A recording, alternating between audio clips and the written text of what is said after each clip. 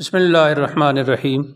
دوستو، آج ہم پیر کے دن، جسے سوموار بھی کہا جاتا ہے اور انگلش میں منڈے کہتے ہیں، اس کی تفصیل آپ کی خدمت میں پیش کریں گے۔ یہ قمر کا دن ہے۔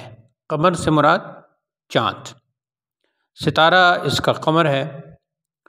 تمام کاموں کے لیے یہ دن مبارک ہے۔ شادی کے لیے، بچے کا نام رکھنے کے لیے، نیا مکان بنانے کے لیے، بچے کو مدرسہ یا اسکول میں داخل کرانے کے لیے، غسل صحت کے لیے بھی یہ دن بہت ہی مبارک ہے۔